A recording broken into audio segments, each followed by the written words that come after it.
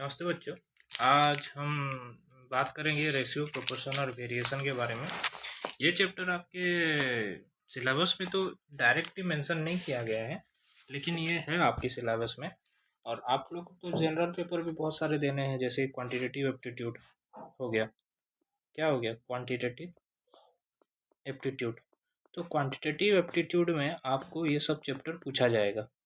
ठीक है, quantitative aptitude में आपको क्या क्या पूछा जाएगा? रेशियो पूछा जाएगा, प्रोपोर्शन, वेरिएशन, ये सब पूछा जाएगा।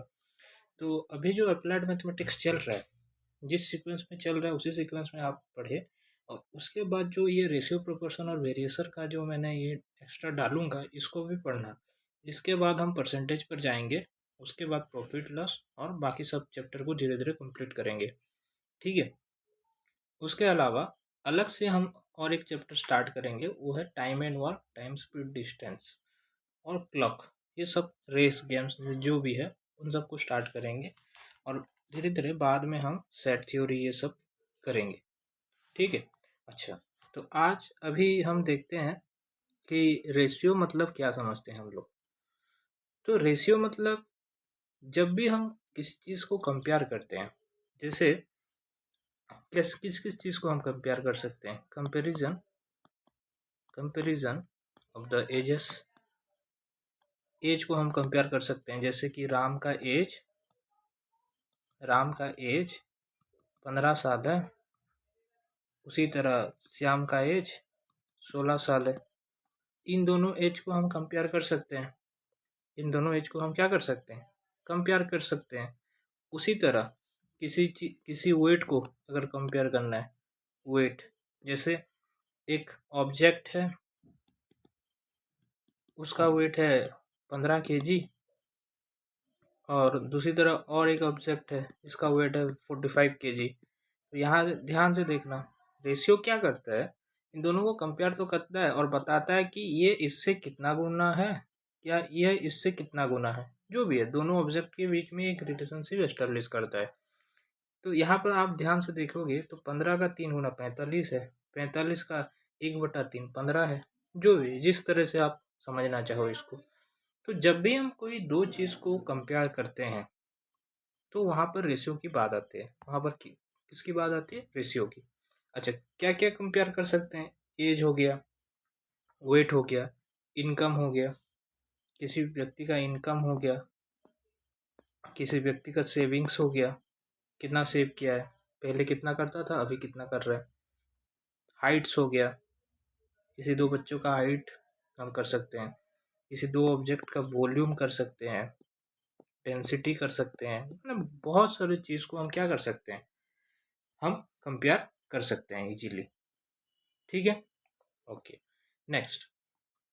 यहाँ पर ध्यान रखना बच्चों, हम कभी भी 8 बॉयज को 6 काउ के साथ नहीं कंपेयर कर सकते हैं, क्योंकि यहाँ पर बॉयज एक अलग ऑब्जेक्ट है, काउस एक अलग ऑब्जेक्ट है। तो जब भी हम किसी दो चीज़ को कंपेयर करेंगे, वो सेम काइंड का होना चाहिए, नहीं तो हम उसको कंपेयर नहीं कर सकते। मतलब सेम काइंड का इन द सेम यूनिट। जैसे अगर कंपेयर कर रहे हैं तो लेंथ को करेंगे, वॉल्यूम को कर सकते हैं, करेंसी को कर सकते हैं। तो हम ये कभी नहीं करेंगे 5 toy is comparable with 5 metre और 25 सेंटीमीटर। This is baseless. तो जब भी हम कोई दो चीज़ को कंपेयर करेंगे, ध्यान रखना बच्चों, वो दोनों चीज़ सेम काइंड का होना चाहिए, तभी जाके हम उसको कंपेयर कर सकते हैं। कंपेयर करना मतलब क्या है? कंपेयर करना मतलब कौन किससे कितना बड़ा है या कितना छोटा है, बस इतना ही है। रेशियो का मतलब इतना ही है। तो इसका लिटरल डेफिनेशन भी क्या कहता है? रेशियो का लिटरल डेफिनेशन ये कहता है, द कंपेरिजन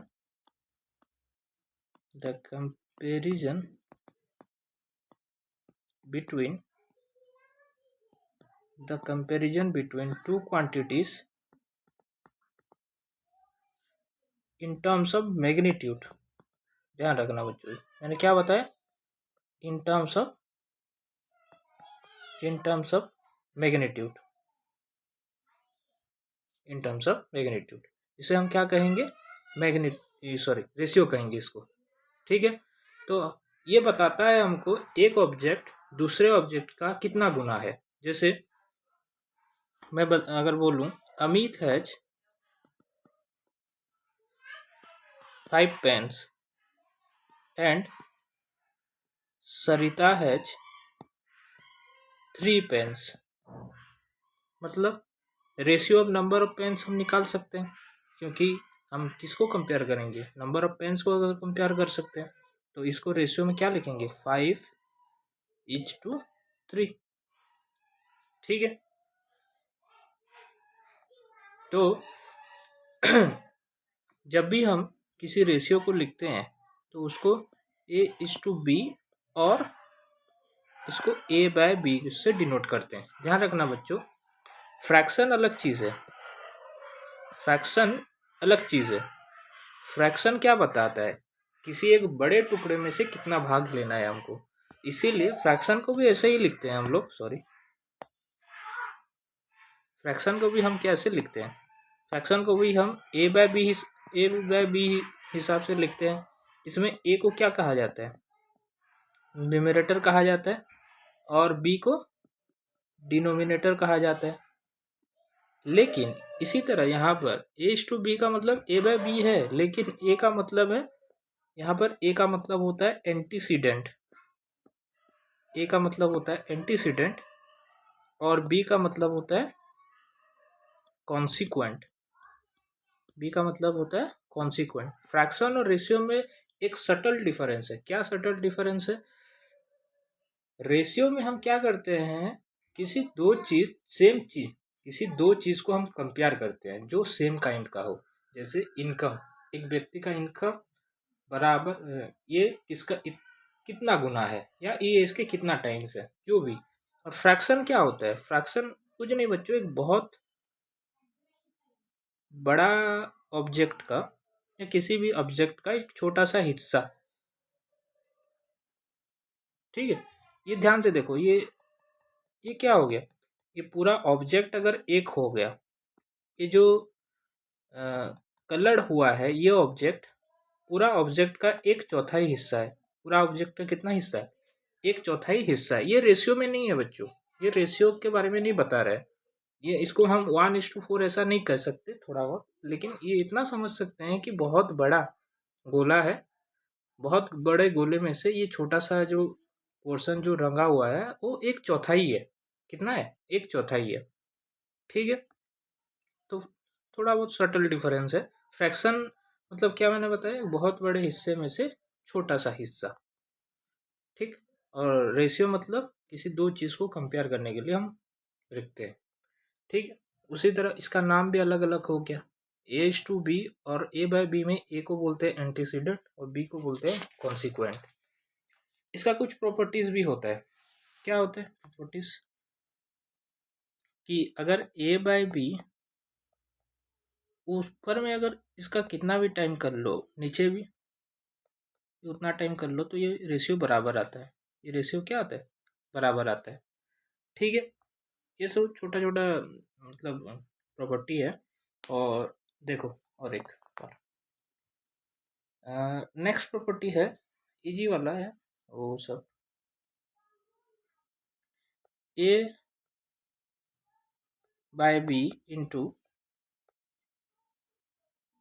A/B कोई कितना आएगा, ये A² बटे में B² और A/B का होल स्क्वायर। इसको कहा जाता है डुप्लीकेट रेशियो। इसको क्या कहा जाता है, duplicate ratio of A/B।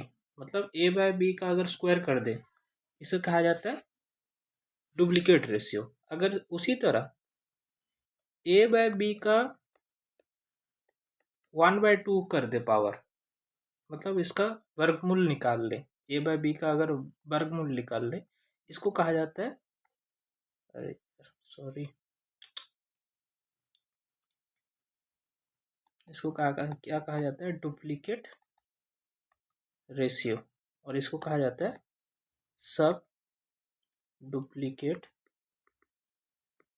Ratio, सब डुप्लीकेट रेशियो। ठीक है, उसी तरह ए बाय बी को अगर 3 बार हम मल्टीप्लाई करें तो ए बाई बी का कितना आएगा, पावर 3 आएगा। तो इसे कहा जाता है ट्रिप्लिकेट रेशियो। इसको क्या कहा जाता है, triplicate ratio of A by B, triplicate ratio of A by B. उसी तरह अगर इसका घनमूल हम निकाल लें, ए बाय बी का पावर 1/3 निकाल लें, तो इसको कहा जाता है sub triplicate ratio of A by B. ठीक है, इतना तक समझ में आ गया होगा आपको। अच्छा, अगर मान लो आपको क्या कहा जाए, आपको दे दिया जाए if A is to B दे दिया गया है और बी इज टू सी दे दिया है, देन आपको निकालने के लिए बोला है A is to B is to C. कैसे निकालेंगे आप लोग, ध्यान से देखना बच्चों, छोटा सा ट्रिक ही है। क्या है इसमें trick, A is to B and B is to C. इसमें कॉमन कौन सा है, बी है। तो पहले क्या करेंगे, हम पहले ऊपर से नीचे आएंगे, उसके बाद बी में से बी तक आएंगे, ठीक है, और उसी तरह बी में से सी तरफ जाएंगे। तो ये क्या हो जाएगा ratio, A into B, B into B is to C into C. ये हो गया उसका क्या, A is to B is to C का रेशियो। कुछ नहीं, ये बस एक ट्रिक है। अगर दो रेशियो ए बराबर A is to B and B is to C है, तो A is to B is to C को अगर हम एक साथ लिखना चाहें तो ऐसे लिख सकते हैं, ठीक है। उसी तरह बहुत बड़ा रेशियो भी हम कर सकते हैं, जैसे आपको निकालने के लिए बोला है ए बराबर B, A is to B है, उसके बाद बी इज टू सी हो गया, सी इज टू डी हो गया एंड डी इज टू ई हो गया। तो यहाँ पर देखना जो बाद वाला है वो किसी और के साथ रिलेट हो रहा है हमेशा। ए इज टू बी हो गया, बी सी के साथ रिलेट है, सी डी के साथ रिलेटेड, डी ई के साथ रिलेटेड है। तो हम अगर देखेंगे तो कहीं ना कहीं ये A is to B is to C is to D is to E ही है। तो इसको कैसे निकालेंगे, तो पहले एक काम करते हैं, पहले इसको लिख लेते हैं। ए इज टू बी दिया गया है, उसके बाद बी इज टू सी दिया गया है, उसके बाद सी इज टू डी दिया गया है, और उसके बाद डी इज टू ई दिया गया है। तो पहले क्या करना है आपको, सीधे सीधे आना है, सीधे सीधे मतलब ए बी सी डी, पहले इन चारों को ऐसे मल्टीप्लाई करना है, ओके। उसके बाद इच टू देना है, उसके बाद बी को पकड़ो, बी, उसके बाद ऐसे आना, बी सी डी, याद आ गया, B B C D, B B C D. तो इसको ऐसे लिखेंगे तो ये बी सी डी हो गया। इसको मल्टीप्लाई कर देना, डबल एस टू। उसके बाद फिर बी को पकड़ो, ये बी को पकड़ो, उसके बाद सी सी डी,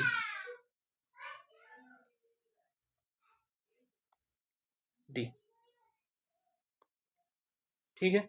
और उसके बाद क्या हो गया, फिर बी के सी को पकड़ा, बी सी को अभी पकड़ो, उसके बाद डी को पकड़ो और फिर डी को पकड़ो, बी सी डी डी, ठीक है। उसके बाद लास्ट वाला जो है बी सी डी ई, तो ये क्या आ जाएगा आपके पास, अगर कंबाइंड रेशियो में लिखेंगे तो A B C D is to B B C D is to B C C D, B C D D, B C D, ठीक है। ये कंबाइंड रेशियो में आ गया, ठीक है। इसमें ये दोनों ही चीज़ ऐसे ही ट्रिक में था, इसको आपको सॉल्व करना था, ओके। अगर हम रेशियो के क्वेश्चन को अगर समझना चाहें तो रेशियो के क्वेश्चन को हम कैसे डील कर सकते हैं। देखो, मैंने क्या बताया, रेशियो का मतलब है कोई भी दो चीज़ को कंपेयर करना। ठीक है, कोई भी दो चीज़ को कंपेयर करना। जैसे मैं अगर बताऊं, इसके एक क्वेश्चंस लूं, किस तरह का क्वेश्चंस लूं। सपोज मैंने बताया, मैं थोड़ा धीरे जाऊंगा आज बच्चों, क्योंकि बहुत बड़ा कॉन्सेप्ट नहीं है, लेकिन इसका यूज काफ़ी जगह यूज होता है, तो इसलिए मैं थोड़ा धीरे धीरे चलने की कोशिश करूंगा। और अंत में हम लोग क्या करेंगे, जो मिक्सचर एलिगेशन हम लोग पढ़े हैं उसका भी एक क्वेश्चन यहाँ पर करेंगे। तो यहाँ पर देखो, यहाँ पर मैंने बताया 3 boys are aged 2 years, 4 years and 8 years।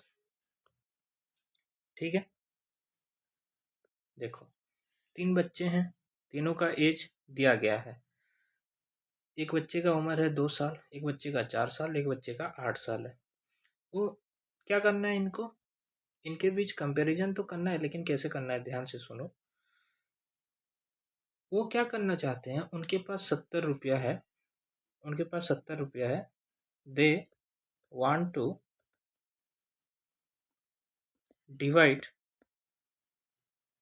70 rupee in the ratio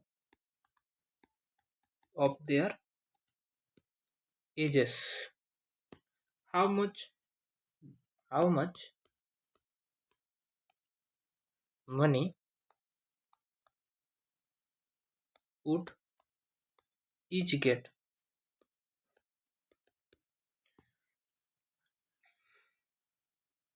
ठीक है, तो यहाँ पर क्या है, 3 बच्चे हैं, उनके पास 70 रुपया है। उनके पास कितना रुपया है, 70 रुपया है। वो लोग क्या करना चाहते हैं, उस 70 रुपया को मतलब बराबर तो नहीं, उनके एज के अनुसार हम बांटना चाहते हैं। उनका एज जितना है, जितना रेशियो में है, तो ध्यान से देखो बच्चों, ए, बी और सी, 3 बच्चे हो गए, 3 बॉयज हो गए। ए का उम्र है 2 साल, बी का उम्र है 4 साल और सी का उम्र है 8 साल। तो इन तीनों के बीच रेशियो क्या आ गया, अगर ए 1 टाइम आ गया, बी ए का 2 गुना है, सी ए का कितना गुना है, 4 गुना है। मतलब किसी एक चीज़ का कितना गुना है, ये लोग हम देख रहे हैं। रेशियो का मतलब है क्या है, कंपेयर ही करेंगे ना हम लोग। तो ध्यान से देखो, किसी एक चीज़ को ले लो, ये तीनों 2 में से जाएंगे, 2 बराबर, 2 2 में जाएगा तो 1 बार, 2 4 में जाएगा 2 बार, 2 8 में जाएगा 4 बार। तो हम लोग क्या बोलेंगे, ए बी और सी का रेशियो कितना है, 1:2:4 है। ठीक है, अभी 2 और 4 को मत काट देना फिर, कट रहा है बोल के, नहीं वैसा नहीं कटेगा। जो जब भी कटेंगे और तीनों को एक साथ काटेंगे। उसी तरह देखो, उनके एज के रेशियो के हिसाब से उनको मिलेगा। अच्छा, तो कितना भाग होगा टोटल, वो सबसे इम्पोर्टेंट है। तो ध्यान से देखो, ये टोटल कितना भाग हो जाएगा, अगर उनका एज को अगर हम मिला लें रेशियो को, ये 1 + 2 + 4, तो कितना आ गया, 4 2 6 1 7, टोटल 7 भाग होगा। टोटल कितना भाग होगा, 1 + 2 + 4। लेकिन 7 भाग में से इसको कितना भाग मिलना चाहिए, उसके एज के रेशियो के हिसाब से मिलना चाहिए। इसको 1 भाग मिलेगा, किस में से, 70 रुपया में से। उसी तरह क्या बोला गया है, टोटल कितना भाग होगा यहाँ पर, 1 + 2 + 4, लेकिन इसको कितना भाग मिलेगा, 2 भाग, किसमें से, 70 में से। उसी तरह टोटल कितना भाग है, ये 7 भाग है, 7 भाग में से 4 भाग मिलेगा, किसमें, 70 में से। अभी इसको सॉल्व करो, कितना आएगा ये आ गया 10, ये 20 और ये 40। मतलब ए को कितना रुपया मिलेगा, A gets ₹10, B gets ₹20, C gets ₹40। ठीक है, आ गया समझ में इतना? तो हम क्या करते हैं, जब भी किसी चीज़ को कंपेयर करते हैं तो एक टोटल बेस को कुछ लेते हैं, उसी हिसाब से हम कंपेयर करेंगे। जैसे यहाँ पर बोला गया है आपके पास, नेक्स्ट क्वेश्चन अभी और थोड़ा ट्रिकी कर देंगे। जैसे डिवाइड 1224 इंटू 3 पार्ट्स। आपको क्या करना है, आपको इसको 3 भाग में डिवाइड करना है, सच दैट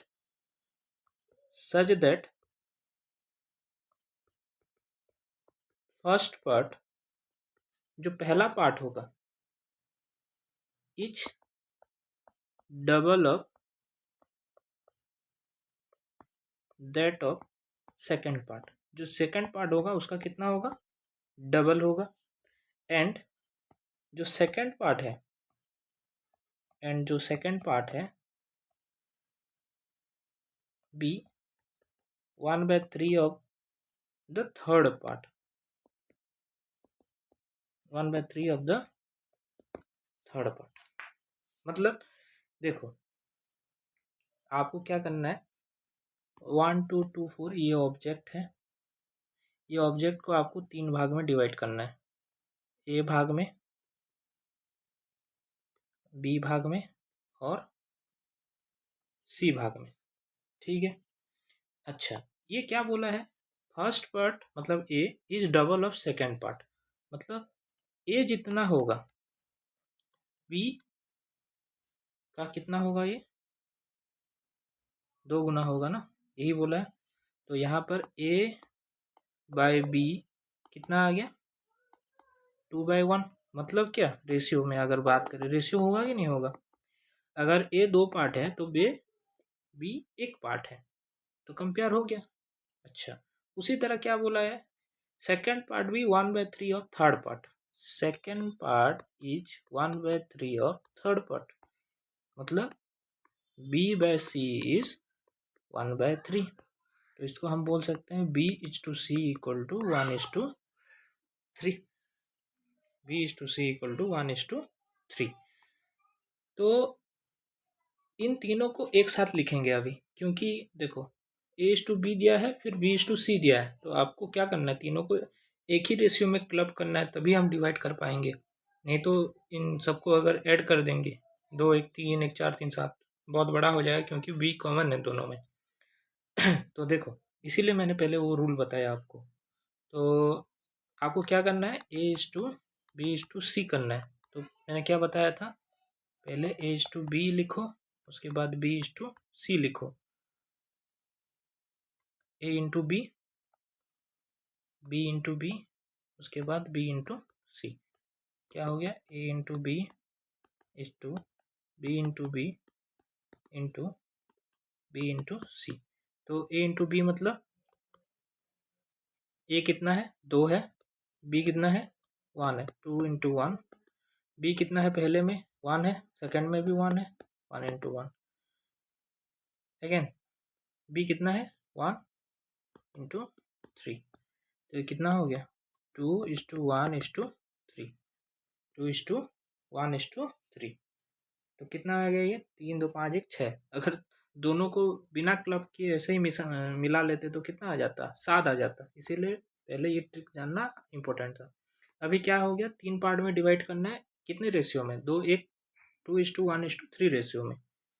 तो ए को कितना मिलेगा, ए को कितना मिलेगा, टोटल 6 भाग है, 6 भाग में से 2 भाग मिलेगा, किसमें से, इसमें से ना। अगर इसको सॉल्व करोगे तो कितना आएगा, दिस इज 408 आएगा, कर लेना आप। उसी तरह बी में टोटल 6 भाग है, 6 भाग में से 1 भाग मिलेगा बी को, किसमें, 1244 में से। तो कितना आएगा, 204 आए थे। क्योंकि देखो ये 2 गुना करके 408 आ रहा है, तो 1 गुना 204 ही होगा। उसी तरह 3 गुना 3/6, तो ये आ गया 612, ये आ गया कितना, 612। आपको समझ में आ गया ना क्या करना है आपको रेशियो में। ठीक है, ये थोड़ा बहुत ट्रिक है ये, लेकिन आपको समझना है इसमें हो क्या रहा है। ठीक है, ओके। देखो बच्चों, नेक्स्ट अगर हम और एक क्वेश्चंस करें अच्छा वाला, जैसे मैं अगर बोलूँ, हाँ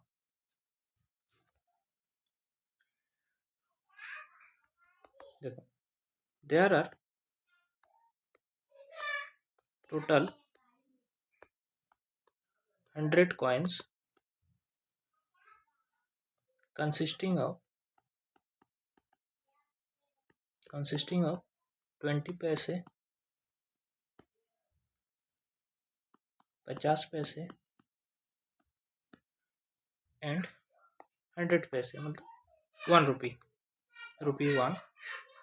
अच्छा, किन रेशियो में दिया है? In the ratio of 7:8:5, 7:8:5।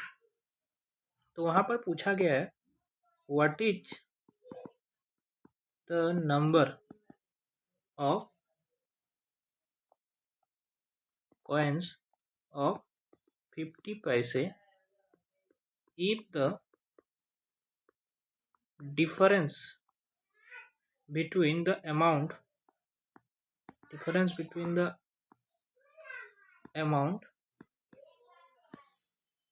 yielded by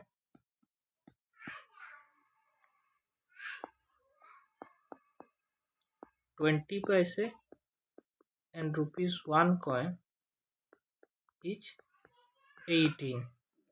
ध्यान से समझो ये क्या बोला है, क्वेश्चन अच्छे से समझो, उसके बाद आ जाएगा इजीली। आपको क्या बोला है? ये बोला है आपके पास टोटल 100 कॉइन है। कितना कॉइन है? 100 कॉइन है।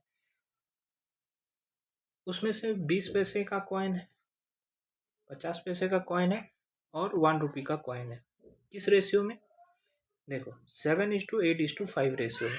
मतलब क्या समझते हो आप लोग 7:8:5 रेशियो में? मतलब अगर एक ही बार में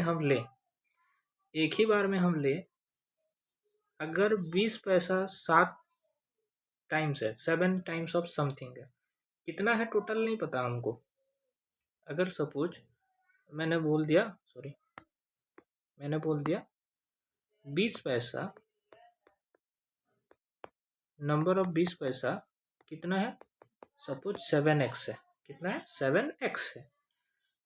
तो नंबर ऑफ 50 पैसा कितना है? 8x है। नंबर ऑफ 50 पैसा कितना है? 8x है। तो उसी तरह नंबर ऑफ 1 रुपी कॉइन कितना है? 5x है। कितना है? 5x। इसका मतलब यही है। टोटल कितना है हमको नहीं पता, लेकिन रेशियो में कितना है? 7, 8 और 5 रेशियो में, क्योंकि इसका रेशियो अगर लोगे तो यही आएगा ना, x कट जाएगा। तो इसीलिए मैंने x एज्यूम किया ताकि आपको समझ में आए। तो 20 पैसा 7x है, 50 पैसा 8x है, ₹1 5x है। ठीक है, तो वो क्या बोला है? What is the number of coins of 50 पैसा? 50 रुपये का कितना कॉइन है बोल रहा है। 50 रुपये का कितना कॉइन, 50 पैसे का कितना कॉइन है। लेकिन आपको क्या बोला गया है? जितना भी है, इफ द डिफरेंस बिटवीन, ध्यान देना, डिफरेंस बिटवीन किसमें? अमाउंट यील्डेड बाय 20 पैसे एंड 1 रुपी कॉइन इज 18। मतलब क्या? 20 पैसा जितना भी है कितना है? 8x है। तो टोटल अमाउंट कितना हो गया? 20 पैसा कितना है? सॉरी 7x है। तो 20 पैसा 7x है, तो टोटल अमाउंट कितना आ गया? टोटल अमाउंट 20 पैसा के हिसाब से 20 पैसे इंटू 7x कितना आएगा? उसी तरह 1 रुपी कॉइन कितना है? 5x है। तो टोटल अमाउंट कितना आ गया इसमें? 1 इंटू 5x आ गया। तो इन दोनों का डिफरेंस कितना है बोल रहा है वो? इन दोनों का डिफरेंस है 18 बोल रहा है। इन दोनों का डिफरेंस कितना है बोल रहा है वो? 18 है बोल रहा है। ठीक है, तो कितना आ जाएगा ये आ गया 140x minus 5x equal to 18। ठीक है, तो ये कितना आ जाएगा, सॉरी ये तो 1 × 5x हो गया, ये पैसे में है और ये रुपी में है, तो 1 रुपी को कन्वर्ट कर लेते हैं 100 × 5x, तो ये टोटल कितना आ गया 500x। ये कितना आ गया 500x। तो ये क्या आ जाएगा, इन दोनों के बीच जो डिफरेंस आ गया, तो कितना आ गया डिफरेंस प्लस में ही ले ले, तो ये 360x आ गया बराबर 18, तो x इक्वल टू कितना आ गया 18 रुपये का ये डिफरेंस है, 18 रुपीज़ 18 रुपीज़ 18 रुपीज़ 18 रुपीज़ बराबर में 360 पैसे। तो ये कितना आ गया 1800 पैसे बटे में 360, तो ये आ गया टोटल 5। तो x बराबर कितना आ गया 5। तो आपको पूछा क्या गया, नंबर ऑफ 50 पैसे कॉइन कितना है, 50 पैसे कॉइन कितना आ जाएगा 8x, मतलब 8 × 5, टोटल 40 कॉइन है। टोटल कितने कॉइन है 40 कॉइन है। ठीक है ना, समझ में आ जाएगा, इजी है क्वेश्चन, कुछ डिफिकल्ट है नहीं इसमें। ठीक है, ओके। नेक्स्ट है आपका टॉपिक प्रोपोर्शन। प्रोपोर्शन क्या है, देखो प्रोपोर्शन क्या होता है। देखो प्रोपोर्शन का मतलब होता है जब दो रेशियो इक्वल हो जाते हैं, जैसे an equality of two ratio is called a proportion. अगर दो रेशियो इक्वल हो जाएंगे तो हम क्या बोलेंगे कि वो प्रोपोर्शन में है। जैसे A is to B equal to C is to D है, तो हम बोलेंगे ए बी सी डी चारों नंबर प्रोपोर्शन में है। तो और इसको ऐसे भी लिख सकते हैं, A is to B equal to C is to D. तो हम कहेंगे ए बी सी डी किस में है प्रोपोर्शन में है। और इसको ऐसे भी लिख सकते हैं, प्रोपोर्शन में अगर होते हैं तो A is to B is proportion with C is to D. आ गया समझ में इतना।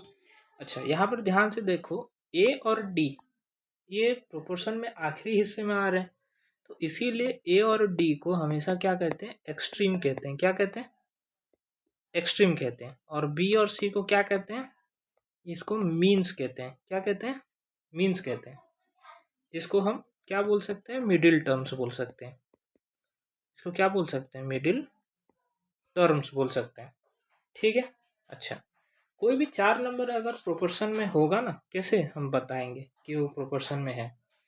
देखो ए बराबर B A by B equal to C by D होना चाहिए, तो दोनों प्रोपोर्शन में है। देन ए इंटू डी जितना आएगा बी इंटू सी उतना आना चाहिए, तभी हम बोल सकते हैं वो चारों प्रोपोर्शन में है। अगर नहीं आएंगे तो हम नहीं बोल सकते चारों प्रोपोर्शन में है। ठीक है, ओके। तो प्रोपोर्शन में सबसे इम्पोर्टेंट क्या है, कंपोनेंडो और डिविडेंडो जानना आपको इम्पोर्टेंट है। कंपोनेंडो क्या होता है,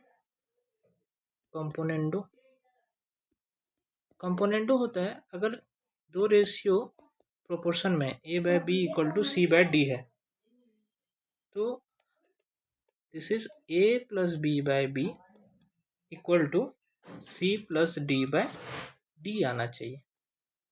ठीक है, ये है अगर कंपोनेंडो।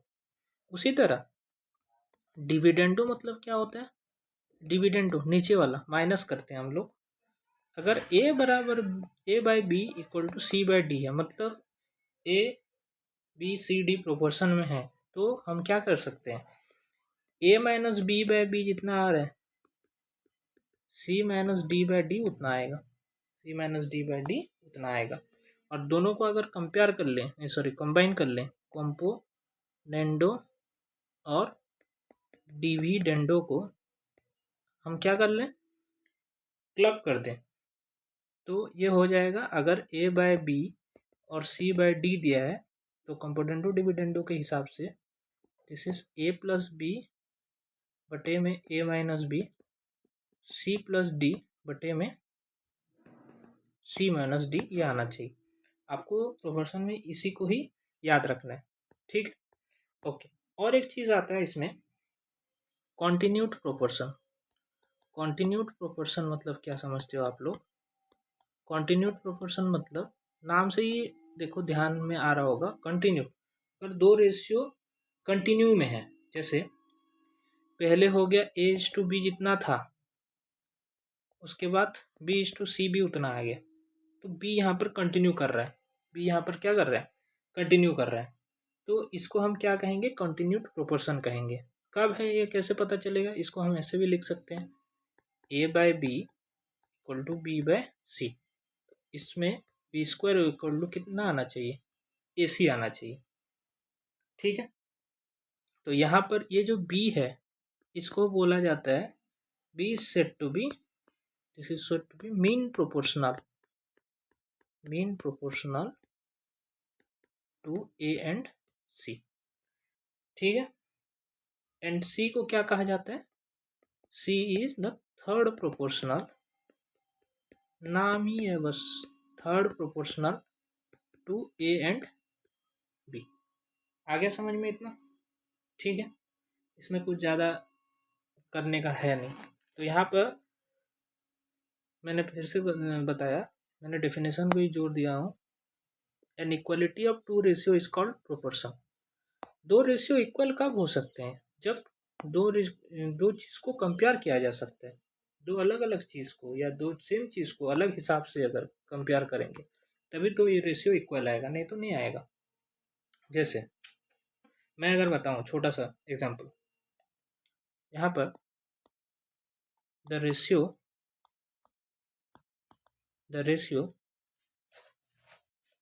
ठीक है, द रेशियो बिटवीन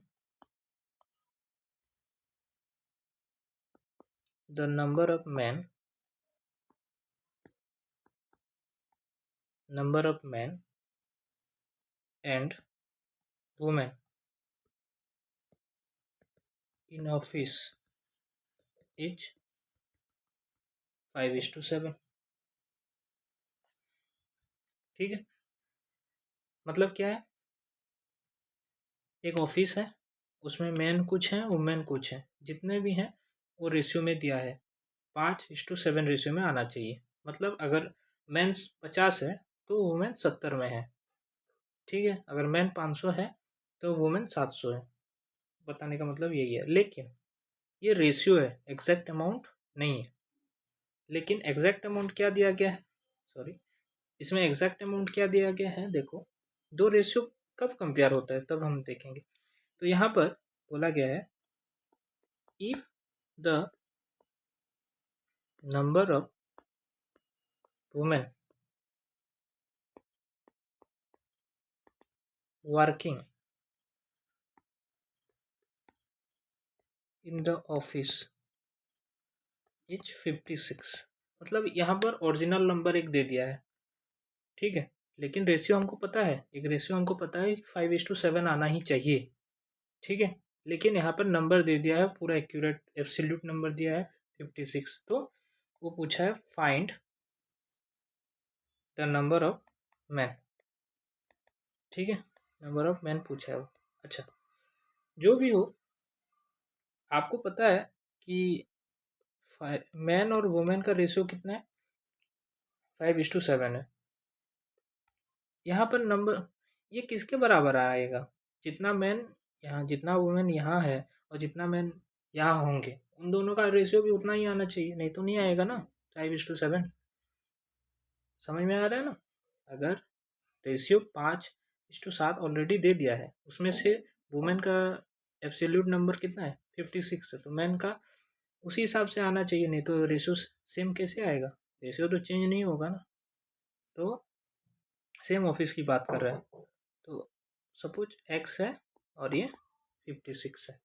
तो मैं यही बोल रहा था, प्रोपोर्शन मतलब यही चीज़, कोई भी दो चीज़ को अलग हिसाब से अगर प्रेजेंट किया जाए तो उसको हम प्रोपोर्शन कहते हैं। दो रेशियो है, दो रेशियो इक्वल हो गए, इसी तरह से इक्वल होंगे, कोई अलग अलग लॉजिक नहीं लगेगा।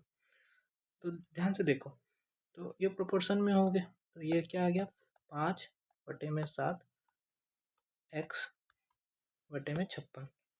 तो ये कितना आ गया x बराबर 5 इंटू 56/7, तो ये आ गया 40।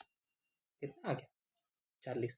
और 40 और 56 का अगर रेशियो लोगे तो 5/7 आएगा, 5:7 आएगा। मेरे कहने का मतलब यही था। ठीक है। अच्छा, उसी तरह जैसे अगर मैं बोलूँ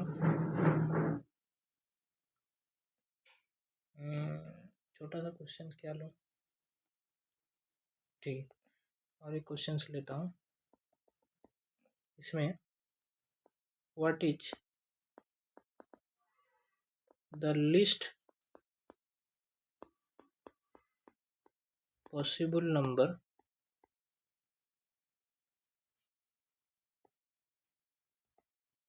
which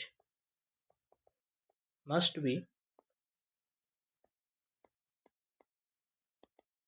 subtracted from 16, 19 and 23 so that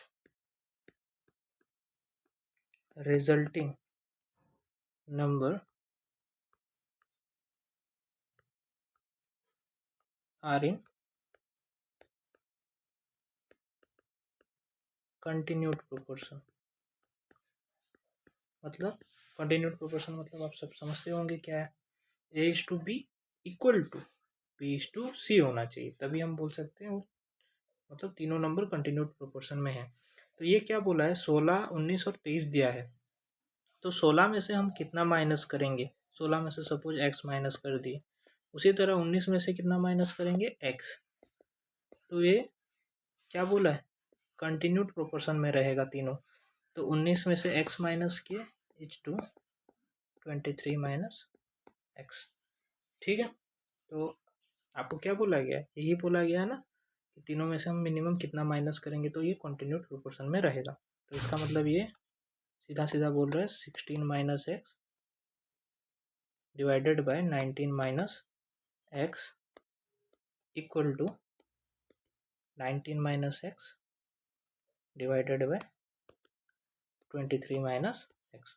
तो दोनों को मल्टीप्लाई करो, क्या आ गया 19 माइनस एक्स का होल स्क्वायर, और ये आ गया 16 minus X into 23 minus X. ठीक है। तो इसको सॉल्व करना, देखो सॉल्व करने का बहुत सारा तरीका होता है, लेकिन आपको तो एग्ज़ाम में जल्दी करना है, तो यहाँ पर ऑप्शन दिया गया होगा ए बी मतलब 4 दिया है, सी 6 दिया है और डी सब 7 दिया है। तो इन चारों ऑप्शन में से कौन सा इसमें सेटिस्फाई होगा वो आपको देख लेना है। ठीक है। तो जब आप देखेंगे तो एक्स का मान अगर आप 7 पुट करेंगे तो ये दोनों का वैल्यू सेम आएगा, दोनों का वैल्यू क्या आएगा सेम आएगा। तो एग्ज़ाम में इसको सॉल्व नहीं करना है, एग्ज़ाम में इसको भूल से भी सॉल्व मत करना, जो ऑप्शन दिया होगा गया होगा उसी के हिसाब से आप करना। ठीक है। अच्छा, ये हो गया प्रोपोर्शन का मतलब, जनरली हम बोल सकते हैं दो रेशियो किस तरह से इक्वल हो सकते हैं। इसको अगर हम बहुत अच्छे लॉजिकली समझना चाहें, और एक छोटा सा एग्जांपल ले लेता हूँ ताकि आप अच्छे से समझ पाए। देखो, द डायमेंशंस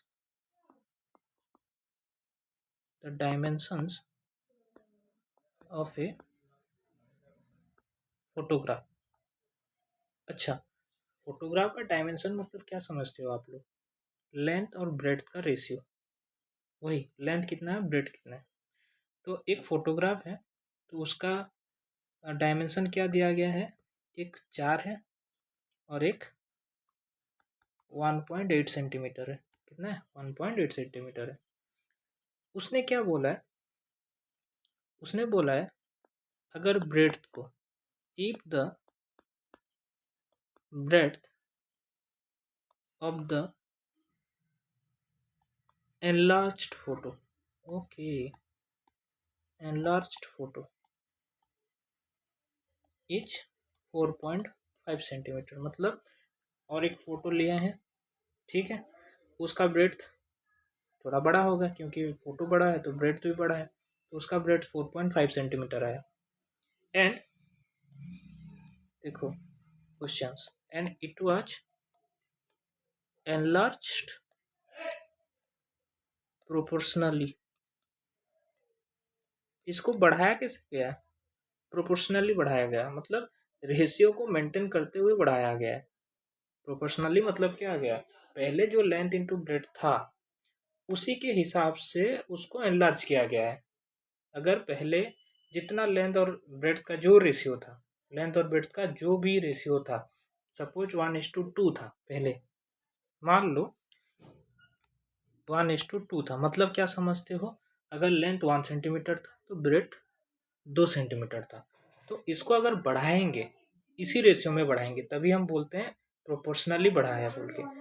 तो इसी हिसाब से अगर बढ़ाएंगे तो क्या बढ़ाएगा, देखो 4:8, 4:8 मतलब क्या हो गया, देखो काट कूट के 1:2 ही आएगा, तो इसको प्रोपोर्शनली बढ़ाया बोलेंगे। अगर 4 बढ़ा है तो 8 बढ़ेगा, ठीक है। It was enlarge proportionally. Then what is the new length of new photograph. तो यहाँ पर कैचिंग पॉइंट क्या है, प्रोपोर्शनली बढ़ा है, मतलब दो रेशियो को बराबर रखा गया है। तो पहले अगर लेंथ इंटू ब्रेड 4:1.8 था, तो लेंथ नेक्स्ट में कितना आएगा, x:4.5। इसको सॉल्व करना है आपको, सिंपल 4/8 और ये आ गया x/4.5। तो इसमें ध्यान से देखो, ये हो गया 4/18 x/45, ठीक है। तो इसको अगर सॉल्व करेंगे तो x इक्वल टू कितना आ गया, 4 × 45 बराबर में 18। इसको सॉल्व करेगा तो 10 आएगा, ठीक है। ऊपर का 180 आएगा, ऊपर का 180 आएगा, उसके बाद ये 10 आएगा, ठीक है। ओके, नेक्स्ट ये आ गया रेशियो प्रोपोर्शन, ठीक। ओके, नेक्स्ट हम देखेंगे वेरिएशन। अभी आज के लिए इतना रखते हैं, इसमें से हम कुछ क्वेश्चंस करेंगे, ठीक है, कुछ एप्लीकेशन बेस्ड क्वेश्चन करेंगे ताकि आपको अच्छे से समझ में आए, ठीक है। देखो एप्लीकेशन बेस्ड क्वेश्चंस करना मतलब, एक छोटा सा एग्जांपल लेता हूँ। देखो यहाँ पर बोला गया है, a naughty student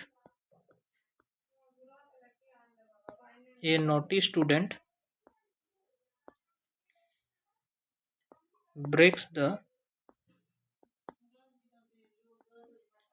the pencil, sorry for आज डिस्टर्बेंस थोड़ा बहुत है, एडजस्ट कर लेना।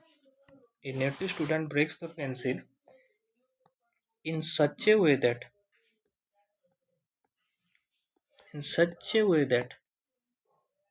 the ratio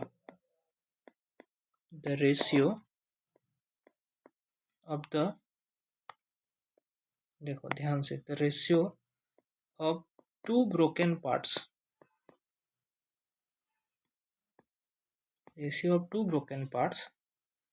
is same as that of the original length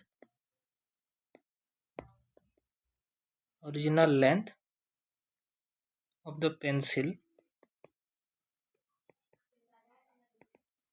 to one of the larger part of the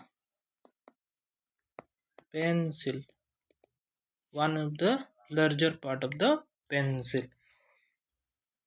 then यहाँ पर बोला गया है the ratio of the other part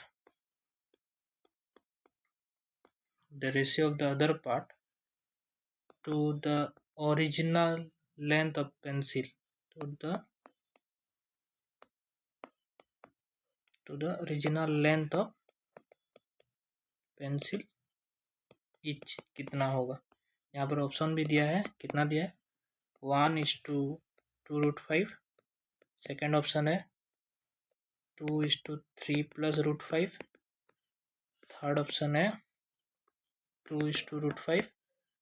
fourth option है कांट बी डिटरमिन या NOTA, none of the above. ध्यान से सुनो, ये क्वेश्चन थोड़ा अच्छा है। अच्छा इसलिए क्योंकि इसमें आपका रेशियो का कॉन्सेप्ट अच्छे से समझ में आ जाएगा आपको, ठीक है। तो यहाँ पर क्या बोला है, एक स्टूडेंट है, of course not he student है, उसने क्या किया है, एक पेंसिल है, ठीक है, उसको इस हिसाब से तोड़ा है, इस हिसाब से तोड़ा है कि जो ब्रोकन पार्ट्स है, दो ब्रोकन पार्ट आए, ठीक है। मतलब ये एक पेंसिल था, ये एक पेंसिल था, इसको तोड़ा है, किस हिसाब से तोड़ा है, जो दो ब्रोकन पार्ट आया in such a way that the two broken part is same as that of the original length of the pencil। क्या बोला है इसमें, such a way that the ratio of two broken parts, ratio of two broken parts, मतलब ये अगर ए है, ये portion अगर ए है और ये पोर्शन अगर बी है, ठीक है, इसका रेशियो मतलब A by B, original length कितना है नहीं पता हमको, लेकिन इन दोनों का ratio is same as that of the original length of the pencil. अच्छा, ओरिजिनल लेंथ कितना था, ओरिजिनल लेंथ ये लेंथ ए है, ये लेंथ बी है, तो ओरिजिनल लेंथ कितना आ गया, हाँ सही बोल रहे हो, ए प्लस बी।